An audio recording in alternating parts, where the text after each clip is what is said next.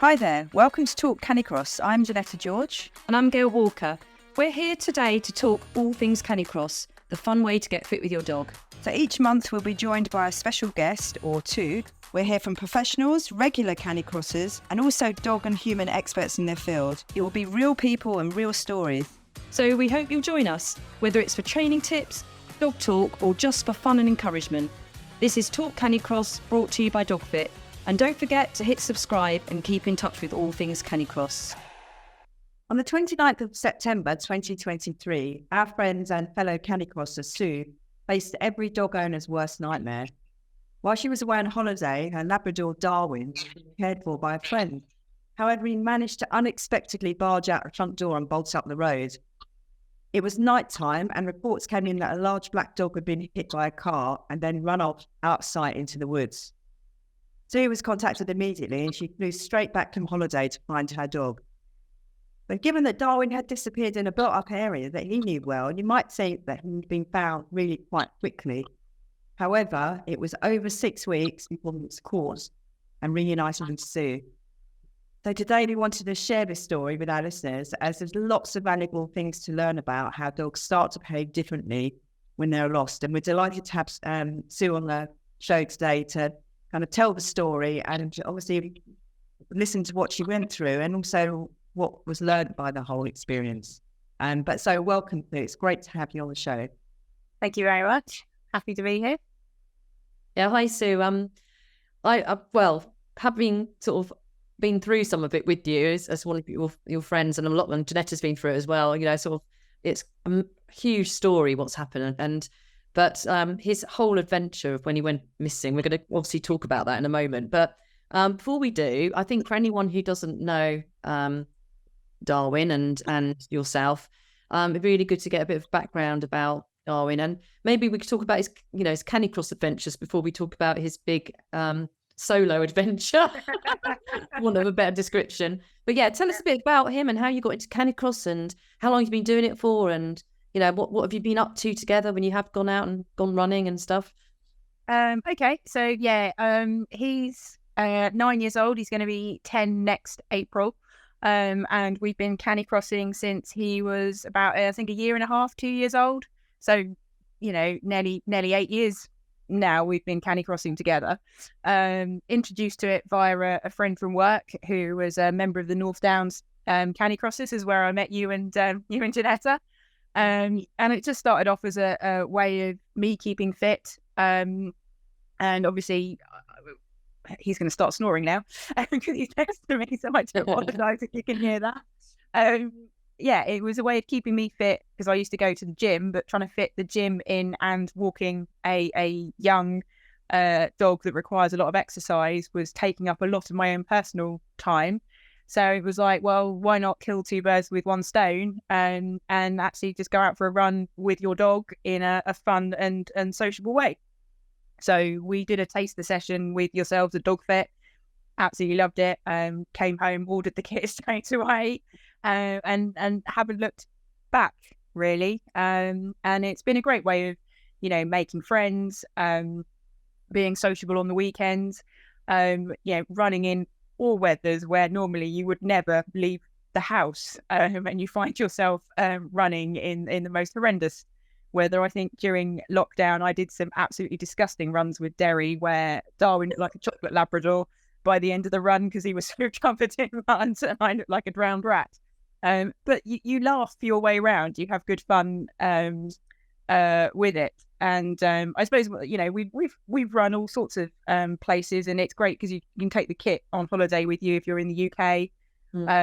I had a brief 3 or 4 days down in Dorset a couple of years ago, camping, just me and Dee. And one day I decided, he didn't get a choice in the matter, but we ran part of the Jurassic Coast from the campsite we were in down into Weymouth, stopped and had an ice cream, and then ran all the way back. And it was, I think, just short of 13 miles by the time we got back, up and down the hills.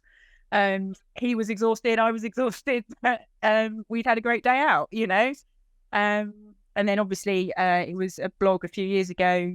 We ran the distance from Land's End to John O'Groats, which I think something like 874 miles in 6 months. And, you know, we ran with so many friends to do that, to get the distance. And, you know, we had a brilliant laugh doing it. So, it's been a big part of my life for the last 8 years. So I was thinking when you said about the first time you tried Canicross, you went straight out and got the kit, or ordered the kit. It's actually the same for me. My first experience, I was, you know, straight online ordering it, and I was getting really itchy. And I think I entered a race like 2 weeks later. It's my second ever Canicross run, because it's really addictive.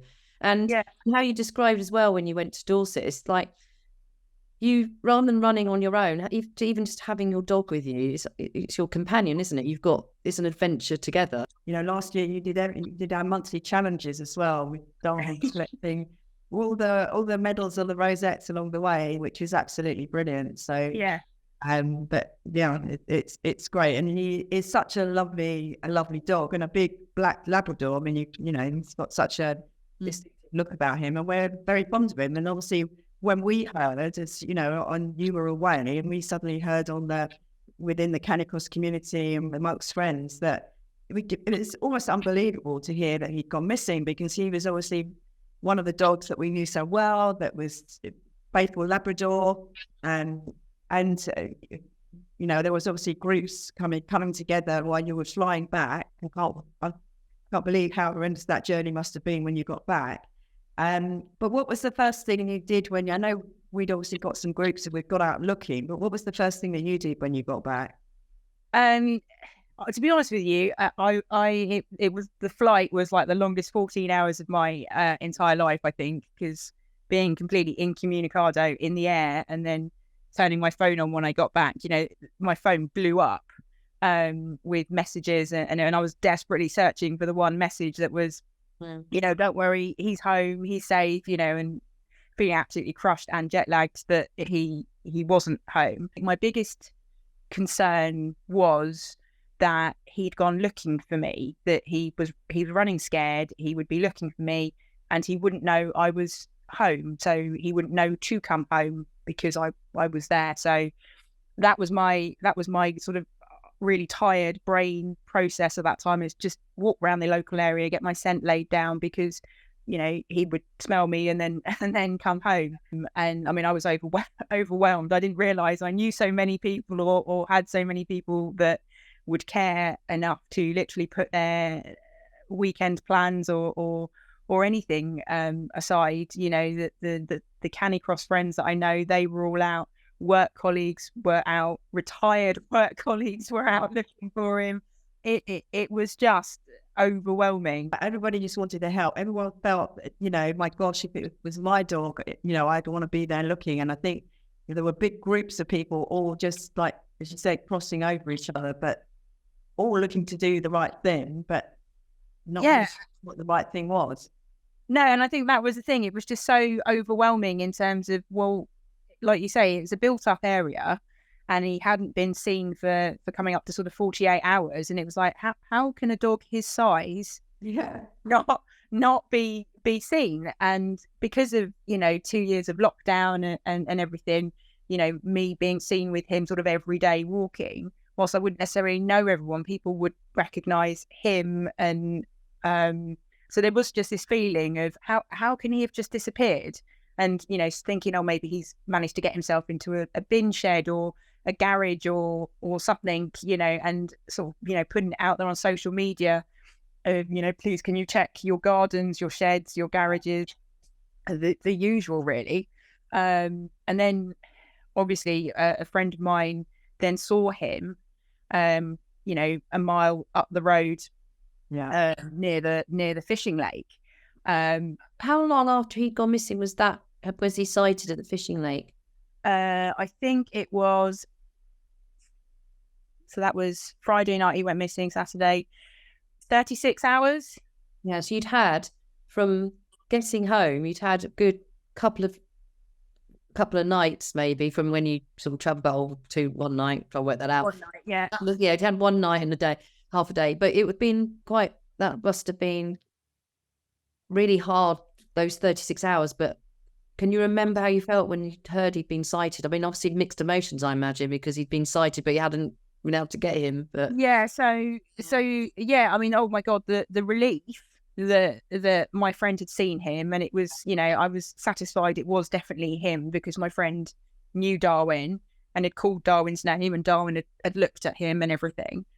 So yeah, I got up there as quick as I could, and my heart was racing, thinking, oh, it's fine, he's okay, he's fine, especially because obviously having heard he'd been hit by a car, you know, your mind goes to the worst case scenarios. And even if, you know, the fact he'd been seen running away from being hit, you know that he could have been just running on pure adrenaline. And you know, my biggest fear was he had some kind of internal damage done, that potentially he was lying somewhere, you know, not wanting to say it, but that's where my mind went. So the fact that my friend phoned me and Darwin's on all four paws looking absolutely fine was just pure relief. And then, okay, that's fine, I'm going to go and get him, I'm going to go and bring him home.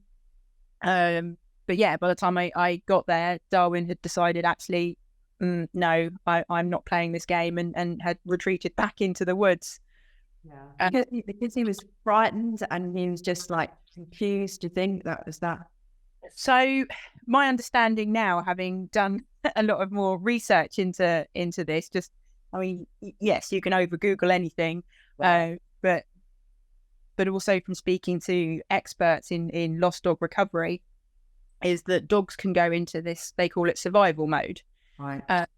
So dogs that go missing from the home address within normally 24 to 48 hours apparently return home. They know their own local area. Yeah. If they get a bit spooked, that they go and calm down somewhere and then make their way home. The longer it is, the more they potentially go into this survival mode. So, but the fact that Darwin got hit by the car apparently would have likely sent him straight into survival mode, because he would have then perceived the home area as, this is dangerous. I need to get out of here. And so apparently it's almost like flicking a switch, so that when they go into this survival mode, everything is perceived as threat to them. So humans, even if they know them, is perceived as a threat, because their brain is not thinking like domestic Darwin dog. They've almost gone into the sort of prehistoric, primeval wolf dog mode of, no, not sure, this is a danger to me. And then so they'll run, they'll move, they'll get spooked even quicker. I mean, that's the crazy bit, really, because you think that's 36 hours, and you've gone from 36 hours to 6 weeks. I mean, it's like, oh God. It's, just so frustrating. But so just sticking with that sort of timeline. So you obviously talked about when you first came home and you had loads of people out helping. And we have to say, you know, the dog community is amazing, and the Canicross community is fantastic. One of my late dogs went missing for like 7 hours. I mean, that was bad enough. And so many people came out who I knew through Canicross and just to help. So I understand completely, but I've saw that probably 100-fold with your situation, because it touched the heart of so many people, you know, people who didn't even know you. And there were people coming out and just looking out. Amazing. We'll obviously talk about that a bit later, but you went from those first couple of days where people you're doing what you think instinctively is the right thing to do. And obviously a lot of it was the right thing. But how did you go from that sort of scenario to actually having something much more structured and thought through? Basically, because I set up a Facebook group, because it was thinking, right, okay, I'm not the biggest user of social media in a public way. I have my own private social media that I share with my friends and family, but I'm not someone who's out there with pages for likes and kudos and everything else. But I thought I don't know how else in this scenario to raise awareness that my dog is missing. So yeah, I set up this Facebook group that I initially obviously just tagged my entire friends list in, and they then started sharing. I think you guys, you know, shared it. And so suddenly this group was getting people that I had no idea who these people were. They were people in the community. They were people, ultimately, I think I had over like 1,500 people in this group in the end. And they were people up and down the country who didn't know me and didn't know Darwin. But then suddenly people started posting and tagging various volunteer charities into the group, saying, oh, you know, if you need drone support, try these people. If you need this, try these people. And one of my friends tagged a lady, I'll just call her Sally, into the Facebook group. And then she contacted me via WhatsApp and started asking me the details. And then she said, right, let's meet. And we met up, and she was brilliant. She provided sort of technical support in terms of, she had wildlife cameras. She told us, you know, where was he last seen? We'll set some cameras up. We'll set some food up. See if we can lure him back to that area. Quite often they'll go back to the area they were last seen. And she sort of said about, start explaining this survival mode to me, that, you know, he wasn't going to just come to me because I called him. I know that sounds really daft. Yeah, exactly. You think that's your dog, they know you, you're going to call their name, they're going to come running. You know, if I did see him, she said it's all about your body language and, you know, how to get low to the ground, because then you appear less of a threat. Don't make eye contact with them, don't call their name. So she just provided a lot of, when you understand the survival instinct side of what a dog goes into, is actually really just sensible, practical advice around it. And it you know, we'd spent 36 hours or whatever it is, you know, beating bushes, looking, calling his name and all this kind of stuff. And actually she said, right, we need to stop all that now, because he's clearly now in flight mode, and actually doing that is only going to drive him further away because he's scared. So what we need is just sightings of him, so that we can set up cameras and a food station. And then when we got him regularly coming to an area, if he won't come to you, then we then need to start talking about trapping and other options at that point. It's tricky, isn't it? Because, like, you know, the first instinct is everybody comes out, everybody's walking, you know, and then, you know, we were even camping out kind of late in the night with, I don't know, you know, even if we'd have seen him then, we wouldn't have been able to get hold of him. But No. The help, and that was, as you said, until you got some structured advice, you just think, oh, we'll all just go and help search, and it just makes things worse in a way, doesn't it? Well, not worse, because people are there for support, but it's not what needs to happen. And it sounds like you got some just super valuable advice. He was surviving because you're in a built-up area, so he was obviously getting food from bins, was he? And then in the people feeding. Yeah, we think that the likelihood is he was, well, being a Labrador, they'll eat pretty much anything that's edible or possibly not edible. They'll give it a go. So I suspect there was some rather disgusting carrion eating going on in places. But because ultimately where we found him was on the edge of a built-up area, we know people were leaving food out for foxes, so we think he was helping himself to that.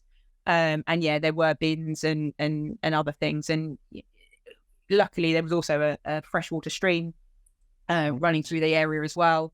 And from what the vets have told me since I've got him back is that, you know, amazingly, as long as they've got access to fresh water, they will survive. They can survive a long time, even if they're on meager rations of food.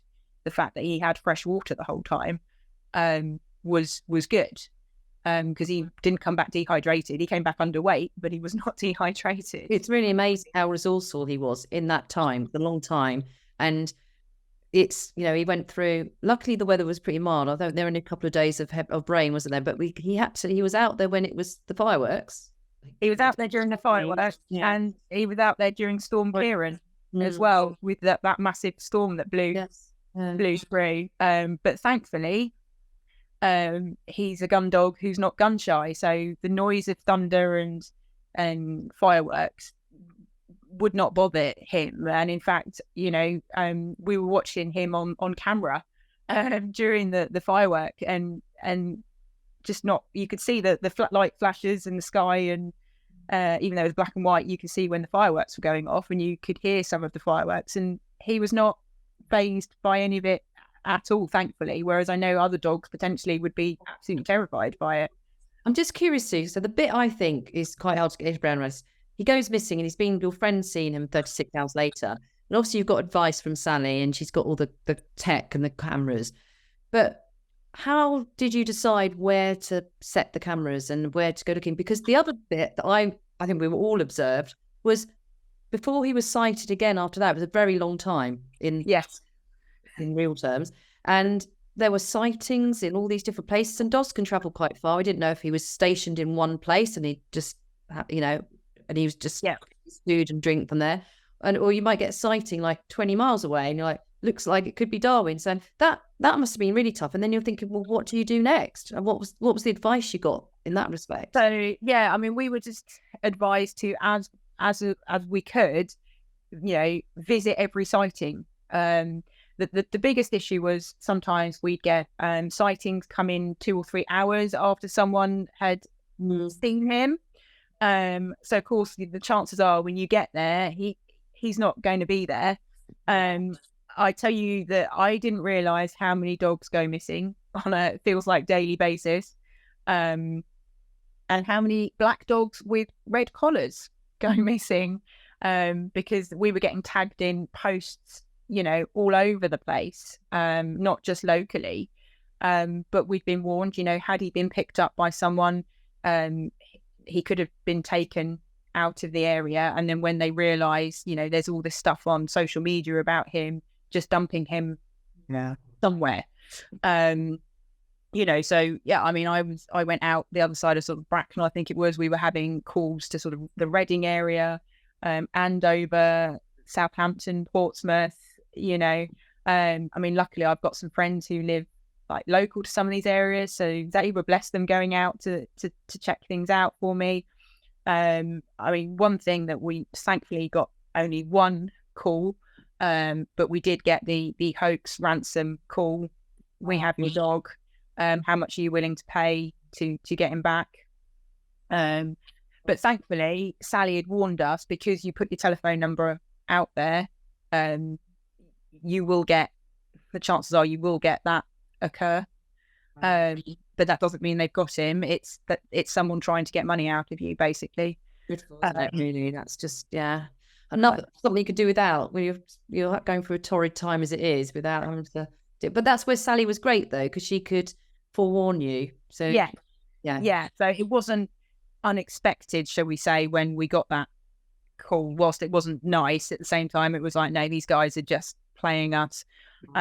We think we had a couple of prank calls as well about having seen him, and it's so hard, because they were all, especially the ones that were in the local area, that they were all reasonable calls in terms of, because he's fit and healthy, and because of the Canicross, he can comfortably cover miles, and because of 2 years of lockdown and having to stay local, I'd run and walked pretty much everywhere from home within a sort of 5 mile radius of my house. So it was like, conceivably, if he was scared and on the move, and because of the canal and the Blackwater Valley River, there were so many areas of woodland around where I live, he could easily get to without being seen if he was travelling at night, or I mean, you both know the local area. There's so many places you can get to. And not see a soul. So that was the other thing, was just like, well, any one of these could be him. I mean, the very last sighting we got of him was following my friend seeing him by the lake. Was him then doing for me the heart-stopping dash down the side of the very busy A331. Before he then dashed back into the woods up towards North Camp.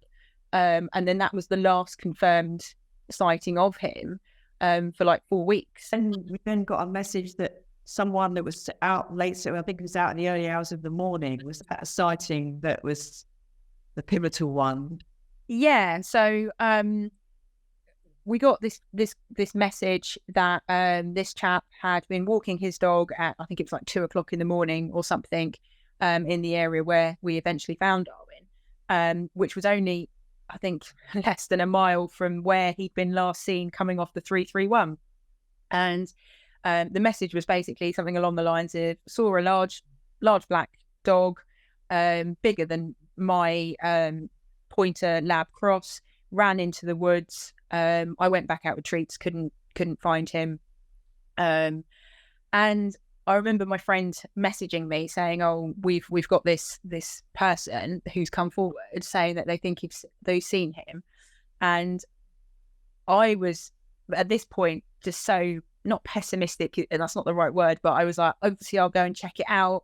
But we've had so many of these calls. But at the same time, and there was a part of me that thought, well, this is at 2:00 in the morning. This isn't just a black Labrador that's being walked by another owner that someone may have not realised that the owner's the other side of a load of bushes and the dog's just appeared and then gone back, because we all know that our dogs will wander off and might appear ownerless. Yeah. But actually you're just around the bend of the lane or something, But this just seemed to be a little bit more like, well, why would another dog be out with a loose without an owner at 2:00 in the morning? So I drove and met the witness, and who was lovely, and he explained to me, the fact that this dog had appeared, had sort of gone nose to nose with his dog. He said it was definitely a dog, it wasn't a deer or anything like that, and then it had gone into the woods in a certain direction. And I thought, well, this is probably the most plausible actual sighting I've had for 4 weeks. And it would be logical to him to end up there from where he'd been last seen, going back into the woods off the road. So I went back home with the intention of lunchtime, right, I'll go back up there and start laying down some wildlife cameras and food stations. And I got back home, logged on to do some work, and then my friend banged on my door and said, "We've got someone on the phone." And I said, "Oh, right." She said she thinks she can see Darwin outside of her kitchen window. Well, I didn't know this. And I was like, "Right, well, where's that?" And she said the same area where that chap saw the dog last night. And so I was like, right, quick, sent a Skype message to my boss and said, right, I need to go. I need to go back out. And luckily work were absolutely brilliant. This whole 6-week saga, they were absolutely superb. So yeah, got back out to where it was, spoke to the lady, and she was like, I'm convinced it's him. But he went back into the woods over there. And we said, oh, have you got a Ring doorbell or anything like that? And she was like, no, but I think my neighbour does. They're out at the moment, but I'll see if I can get hold of them and see if they can review their Ring doorbell. So in the meantime, my friend and I decided, right, okay, we'll walk through the woods a bit and we'll see if we can start identifying some areas that would be good to use as food stations with cameras and what have you. In the meantime, another one of my friends had driven up to the area to meet us, to help us. And she phoned me and she said, oh, I'm where we were the other day. And I was like, oh, right, okay. She says, I can see a Labrador in the woods. And she said, but I don't want to go any closer just yet. So I was like, right, okay, stay where you are. And it was literally a few hundred yards from where I currently was. So I walked around the edge of the woods to get to where she was. And she said, she said it was just there. It just went into the woods a bit further along the path there. So I was like, right, okay, fantastic. My other friend said, well, I'll go back round the other side. She said, so I'll head it off if it's going back to where we were just located. And I said, okay, well, I'll stay here for a minute and see if it comes back. My friend who'd seen the dog said, well, I'm just going to go and shift my car because I'm blocking someone in. I saw the dog and sort of just pulled the car up and got out. Yeah. So as she went to move the car, suddenly Darwin appeared in front of me in the woods. At which point, everything that I'd been told about get low to the ground, it just went out my brain. And I was like, oh my God, that's him. He's alive. That was all that went through my head. Yeah. I just remember saying, sorry, I'm getting all emotional just remembering. I'm starting to feel like I might well up in a minute. Yeah.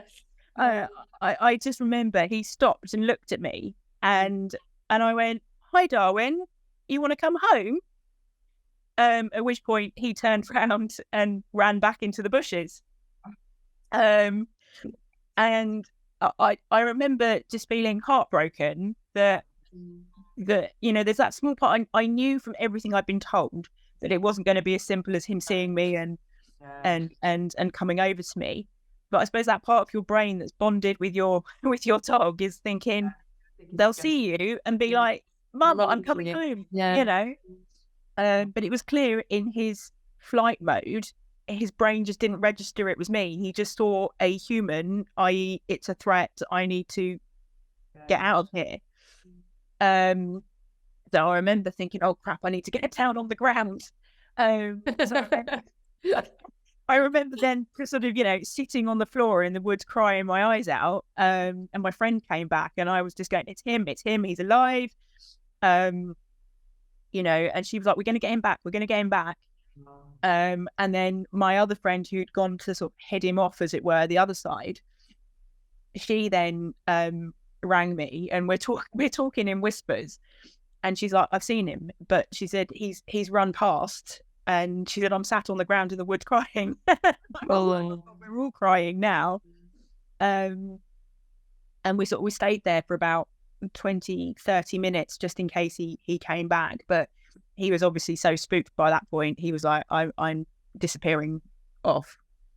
So then we had to make a decision of, well, do we stay here or what do we do now? So we rang Sally and, I was crying because I'd seen him, but at the same time, I was, it was that kind of bittersweet feeling of, he's alive. That was the there must have been a lot of relief in seeing him. That was the biggest feeling was relief, because I always thought he was still out there. Some people were starting to sort of say to me, maybe we need to start a different kind of search, or he's been picked up, he's been taken by someone. Whereas I'm not going to say I didn't have some dark thoughts about what maybe had happened to him, but because of the way he'd been seen running down the road, I thought, okay, that was 36 hours after he'd been hit by the car. So he clearly didn't have, life-ending injuries, because even if he'd been running on adrenaline immediately after the car had been hit, if he had internal injuries, 36 hours, he wouldn't have been seen running down the road like that. There's no way. So I thought, well, unless he'd come to further harm since that incident, he was out there somewhere. And I thought, this goes back to knowing your own dog. I thought he's just hiding somewhere. He's going to be keeping low. He'll be finding himself food.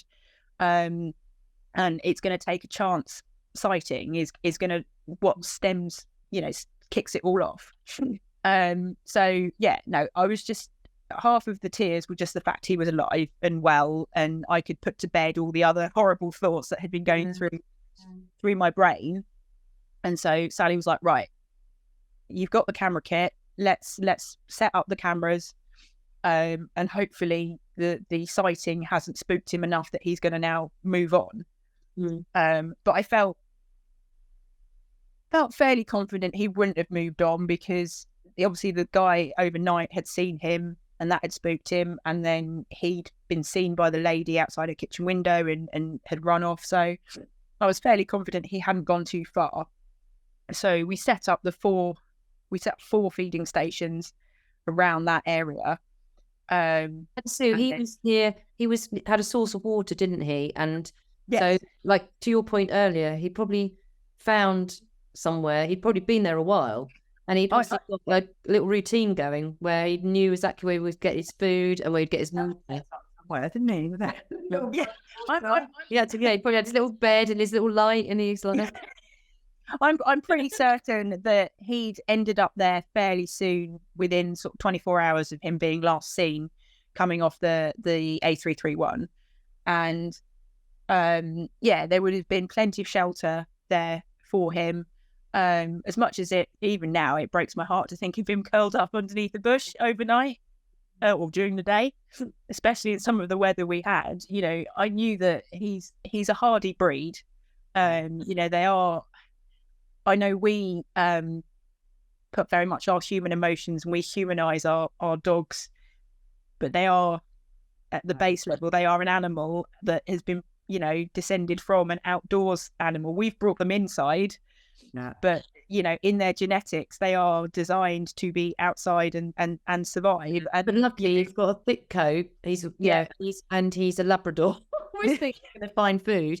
Versus some dogs that don't have much sort of meat on them or much fur. And like I said, he's okay with loud noises and fairly traffic savvy, haven't you said? Yeah, I mean, not under normal circumstances, absolutely. You know, when we go canicrossing and we have to cross a road, he will, you know, even when we're on a lane, as soon as there is a pavement or an opportunity to get off the road portion, he is straight off, you know. So he would have been keeping away from traffic and everything else. So I think he found himself somewhere that had water, had shelter, and he could access some form of food.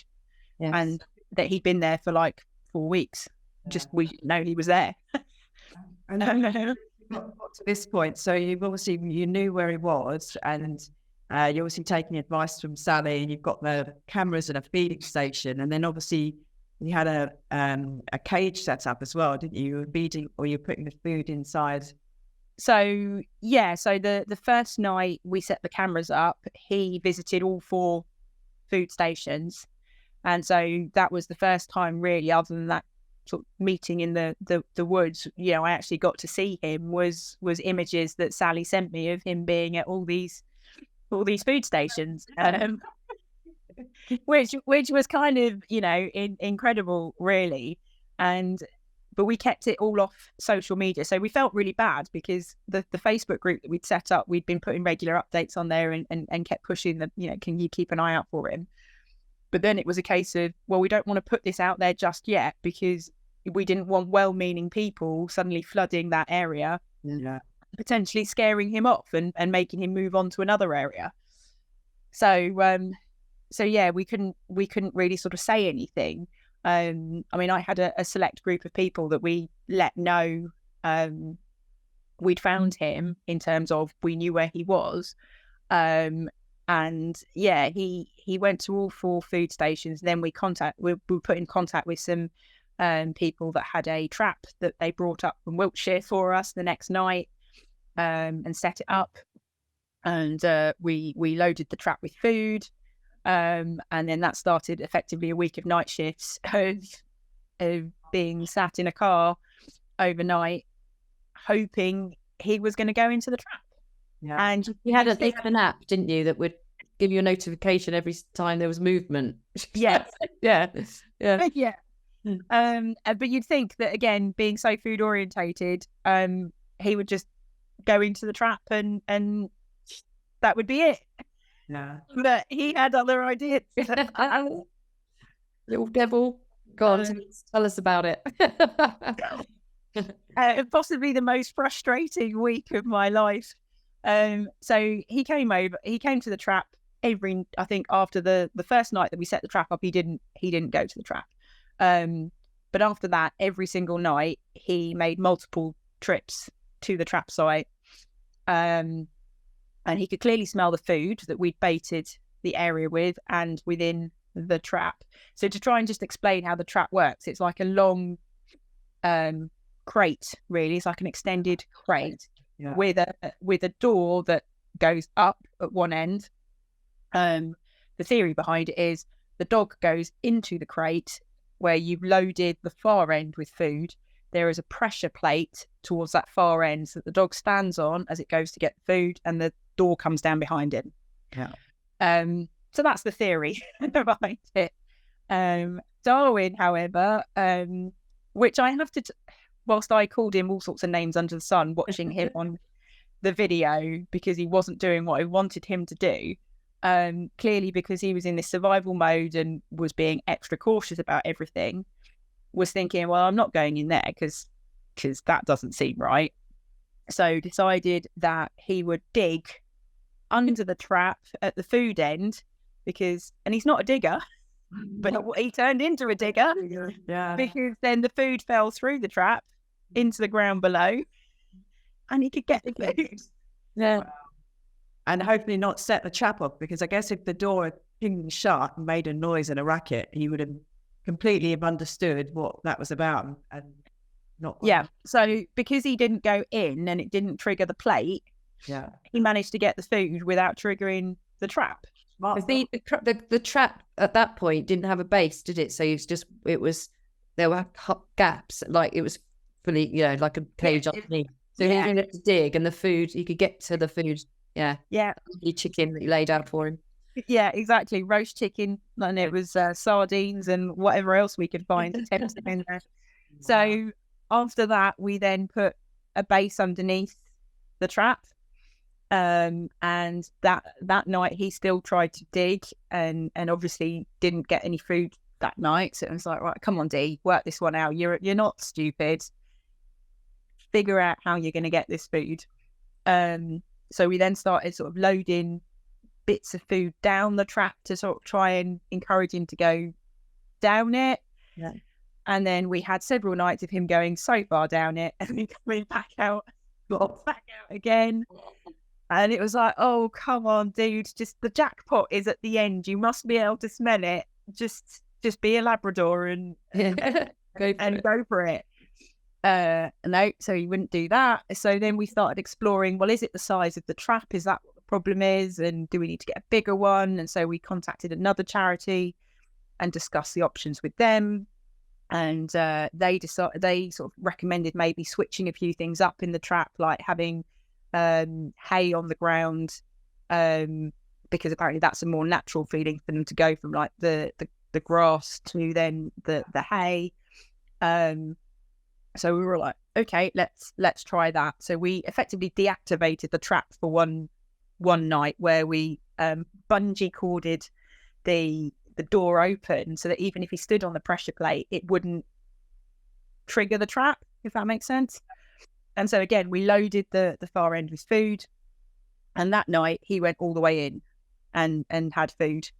So we're like, okay, we can do this. So we're like, right, why did you deactivate it for that one night? Like you said, if he triggered it, wouldn't put the. Why did you? Because we almost like went back to basics of like trying to desensitize him to it by changing things up. It was like, right, he might be more suspicious, and so and it was also because by this point we were absolutely exhausted because I was awake all night, pretty much watching the cameras to sort of try and see him go into it.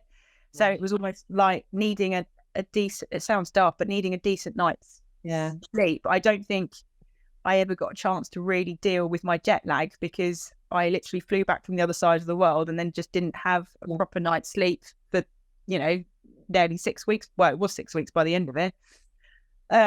So again, there was the sort of recommendation from the experts of you actually need to get some sleep, because actually you're going to be no use to him if you are in an overly emotional, tired state trying to make decisions and do things.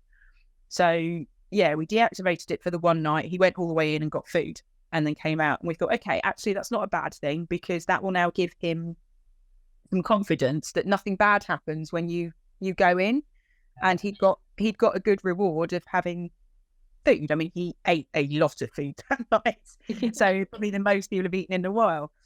So we were like, okay, brilliant. So then we set the trap the following night, and we all were like, right, this is the night he's coming home.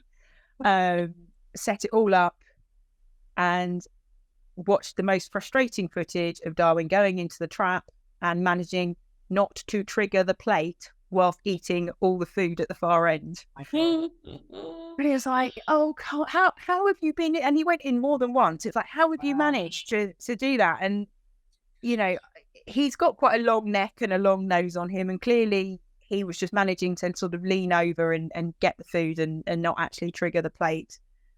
So again, felt so deflated and so frustrated. So another one of my friends had an idea of like, right,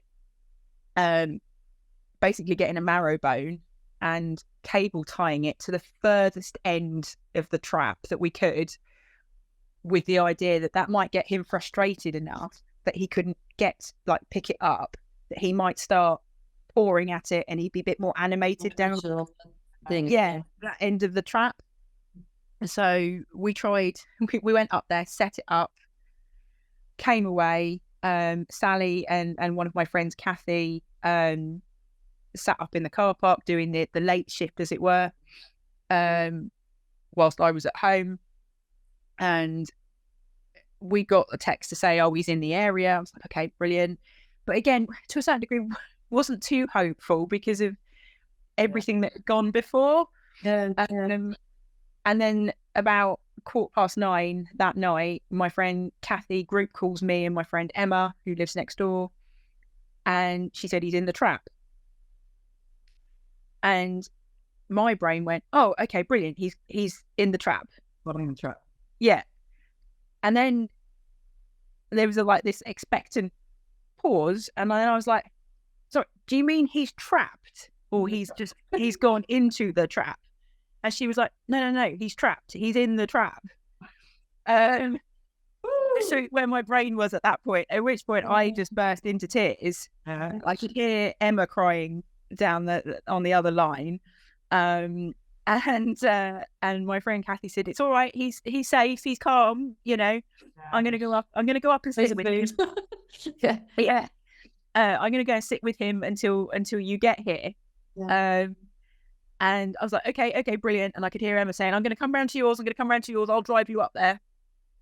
We went in my car actually in the end. But Emma arrived and she was crying and I was crying, and we got into the car. I texted my mum and my sister to say, he's in the trap. But he's actually trapped, and we're going to get him, but don't phone because not sure what we're gonna find when we get there, kind of thing. And I just remember crying all the way up to the location in the car, thinking, one, this is the last time I'm gonna have to do this journey. And was the realization that I was bringing my boy home. I was going to get him, and I was going to bring him home. And sorry. Oh, it's very special. That's going to stay with you forever, obviously. A very special, emotional moment, but just the happiest of things, because it had been a couple of weeks, hadn't it, from when he'd been sighted and you'd been monitoring him.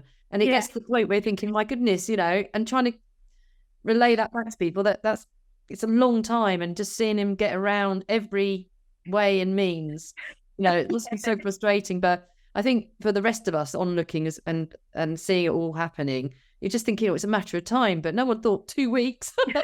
I know. Yeah. I think it was 12 days, I think it was, from the point that we first saw him to when we brought him home. And when you went to so you obviously arrived at and it's at night, in the middle of the night. So what was he just calm in the cage then? Or was he? Yeah, he was calm. He so we'd borrowed red head torches because that doesn't blind the animals, it doesn't ruin your own night sight. So we went up there, and I just remember him sitting in the crate by the light of this red light. And I just sort of went up, hello, baby, it's mummy, you want to come home? And it was just no recognition. He was just sat there looking. He was calm. But it wasn't, I suppose in my head still, I had this sort of joyful reaction sort of idea of he was trapped, he couldn't go anywhere, he was going to see me. But no, he was just sort of sat there calmly looking at me. And so I was like, okay, well, I'm going to get food out because we know how much he likes his food. And I had cocktail sausages with me, and I was sort of poking those through the crate at him. And he was just letting them drop to the floor of the crate. And I was like, oh, okay, that's not normal behaviour. And so I think I was sat there in the end for about 45 minutes just next to the crate. And I just remember talking waffle to him. Oh, do you want to come home? Everyone's really been missing you, and we get when we get home, we can do this, we can do that, And slowly, I suddenly realised he was starting to. I mean, you both know Darwin, and he's starting to tilt his head when he was listening to me. And I remember saying to him, well, we can go and see Grandma this weekend. The head went. And I said, because, Grandma's been missing you as well. And we'll go and see your Auntie Ying at the weekend. And the head was starting to tilt more and more. And I was like, okay, maybe something's starting to register with him. So I started trying again with the food, and he was sort of tentatively taking the food from me. And So I just carried on talking to him, and then I was starting to ask him to do things for the food. So this is all stuff that I used to do with him when he was a puppy. So to get food, he used to say, right, I used to put my hand in a fist and then get him to touch his nose to the fist to then release the food. And I'd used to say touch, and he would touch the fist, and then I'd open my hand. So I was starting, there was a gap at the top of the crate. And so I was starting to put my hand in and telling him to touch. And suddenly his nose was touching my fist. And then I was sort of saying to him, oh, right, okay, now sit. And he would sit up and then, high five. And he was starting to high five me. And I was like, okay, so there's obviously something now there's recognition there. Even if it's something deep down, there's something in your brain that is recognizing these games that we play. So by the time he was doing all this, it was like, okay, let's try extracting him from the crate and seeing how we get on. And so we managed to finagle, I think, 2 different slip leads through the top of the crate. I had his halty lead because he still had his collar and his ID and everything on him. Managed to get a halty lead through, clipped to his collar. And it was only at that point when we had all of us stood around, I think, just looking in, all hanging on to him in some way. It was like, right, okay, let's open the crate door. And as he came out, I straight away put his walking harness over his head and clipped that to him. And he came out of the crate. He stood there. He looked at all of us, and then his tail was just wag, wag, wag, wag. And he was just going, okay, this is fun, right? Are we going home? What are we doing? And he was just greeting everyone like he normally would. And it was just bizarre. So it was I looked at Sally and she was like, come on then, let's get him back to the car. So I had the halty lead wrapped round my waist attached to his harness, and I had hold of a slip lead in my hand as well, just in case he was going to suddenly bolt again or anything. But he scent trailed us all the way back through the path down to the car, and as we approached my car, I beeped the unlock, and he went straight to the back of the car. I opened the boot, he jumped in, laid down on the bed and looked at all of us as to say, okay then, that was a nice walk, are we going home? Toe rag. That was one of the politer names. Yes, well, I'm just thinking for the podcast, yes. Oh, darling. I just remember sitting in the boot of the car, on the edge of it, and he just came and sort of lay down next to me as if to say, yep, okay, and now what are we doing? So it was like, okay. So I clipped him to the boot of the car using my Canicross splitter, actually. Yeah. So I got that clipped to the crate at the back because I don't have a dog guard on the boot. So that was clipped to the crate part at the back, clipped to his harness and shut the boot. Drove him home, and my neighbour's husband was waiting outside as we got there. Got him out the car. He went straight up and was like, hello, like he normally would. Took me straight up the front path to my front door.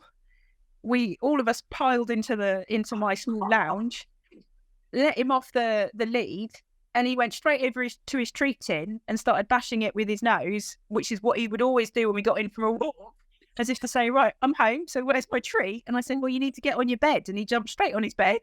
Wow. Had his treat, and then he was just motoring around the lounge like he'd never been away. And he hadn't been in my house for 9 weeks by that point because he'd been staying with my next door neighbour. Yeah.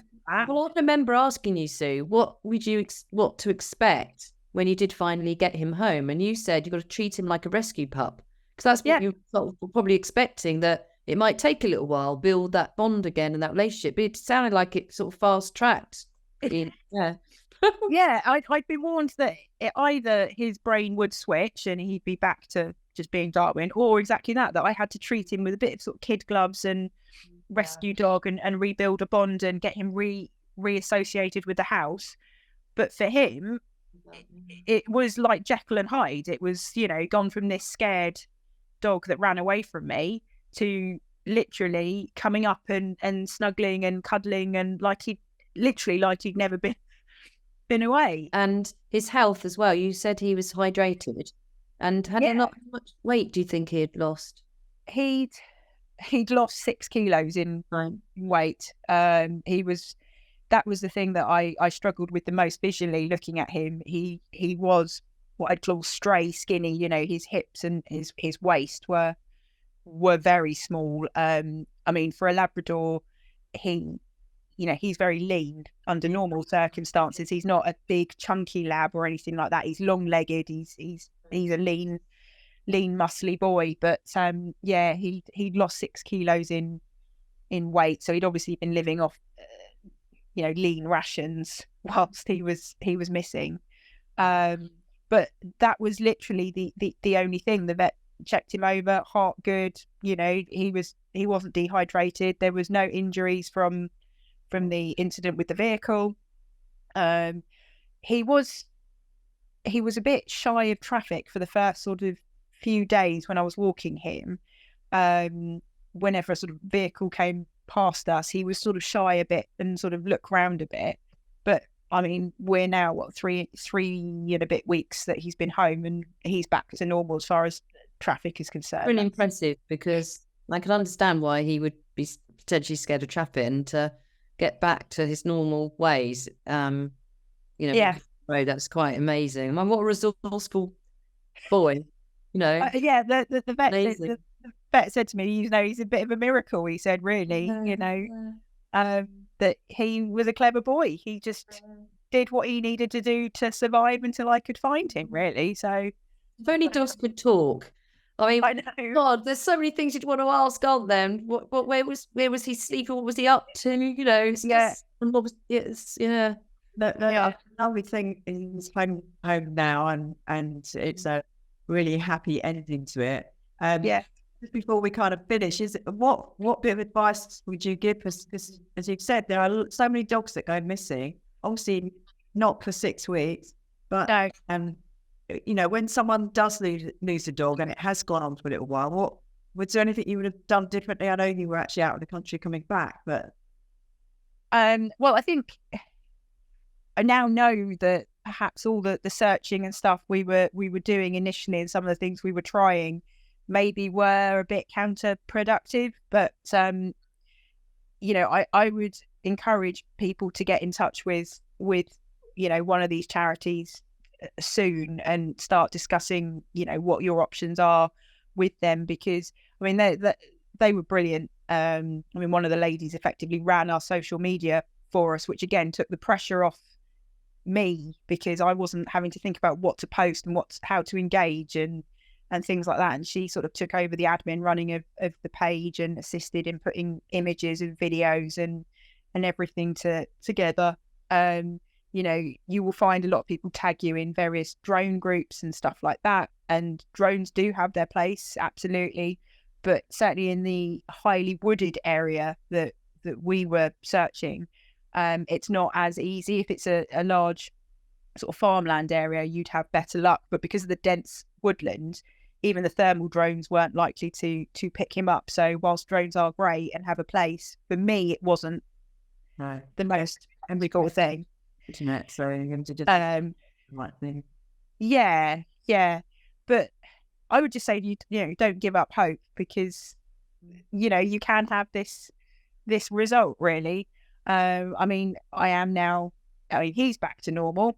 I'm still living with the consequences of his little mini adventure, in as much as he's not been off lead per se since he's been back. He walks on a long line now when I take him out, which he hates, but he's got to earn my trust again now. And it's tough because he didn't go missing from a walk. No. But it's my paranoia of letting him out of my sight at the moment. But he's got a tracker on him now, which I would never have thought of getting, because I had no reason to think about getting one, because he's never disappeared from my sight like this before. No, I've even walked him, haven't I? And you just said, he's fine going in your car, you can have him off lead. Never been on a walk with me before. Obviously, he knew me from Canicrossing, and he was off lead, and we did an hour's walk together. Yeah. But like I say, it was a very different scenario. It wasn't his usual self, because he was, and he got spooked and so forth. So But yeah, I can understand, because that's probably what's hard to get your head around. He's one of those easy dogs, he just walks by your side. Yeah, I mean that's the thing. So many of my friends said, but this is Darwin. He's not a reactive dog. He's not he's not a dog easily spooked or anything, and he's friendly and he's food orientated, and like you say, he's an easy going dog. I mean, he's very laid back. He's so his behaviour during that period was just so at odds with everything I think that any of us that knew him would recognise. I think that's one of the reasons we wanted to kind of share this story, because you think your dog would never do anything like that, and it just shows you that they will kind of revert to survival mode, and it's no reflection on anything. It's just that's what they do. So, but yeah, the best thing is the happy ending at the end, and yeah, we can't wait to see him out on a Canicross Russ when you're. Well, we've been given the all clear by the vet now that I can start effectively doing Couch to 5K with him and start building some of that back into him now, because that'll be good for both of you, won't it? For you as well, because it's getting back into that sort of that was your favourite thing to do with him, or one of your favourite things. Yes. To do. You haven't been able to do that, and I think for you, because you say it's been hard for you to get over it. Darwin, quite happy he's back, sleeping and eating, and he's got his nice warm bed, and he's got his mummy back, and he's got his home comforts. But that's something that was very important to you, the Canicross, wasn't it? So yeah, I mean, even it's amazing how you don't realise how much they dictate your daily routine having the dog. And it's the little things, like even the fact that on the days that I was working from home, I could roll out of bed sort of 15 minutes before I had to log on, as long as I had chance to put the kettle on and log in. And whereas having him, I'm always up at least an hour beforehand to feed him, walk him. And it's all those little things that you suddenly realise, oh gosh, that they're a big part of your life, obviously, but how much they dictate your daily life. And so there was this absolutely massive hole in my daily routine, which I've now got back again, thankfully. We couldn't be happier for you. I mean, and like I said earlier, it was just to see that the community coming together to your story is huge, and I think it just shows how much people, there are lovely people, kind people out there, and definitely absolutely, it was very supportive throughout that whole process. To keep me going, really. And I do have the most incredible bunch of friends, yourselves, the Canicross community, work, just personal friends, everyone just rallied round. And the WhatsApp group that we'd got set up for helping search for him, I know that when, we posted in that at 11:30 at night or wherever it was that he was home, the amount of people that seem to be awake at night and the writing messages through was and it's true. I'd go to bed at night, and the last thing I'd think of was Darwin, and the first thing in the morning I'd think of, because I was like, any updates? And I think you're right, everyone was just following it, because everyone wanted to hear the good news that you found him, and everyone was on tenterhooks. But so happy for you, and happy that you've got your D dog back and he's fitting well. And it's good. Yeah. He's I've seen some photos. He's had a posh photo shoot as well, hasn't he? He's a bit of a front page glamour dog now, isn't he? He's turned into a local celebrity, and it's been mind blowing, really, because the chap from Surrey Hills Photography, got in touch. It was like, oh, I'd love to give you a complimentary shoot to celebrate him coming home. And I just find I'm walking him, and people will go, "Oh, is this Darwin?" And I don't know who they are, but they recognise him.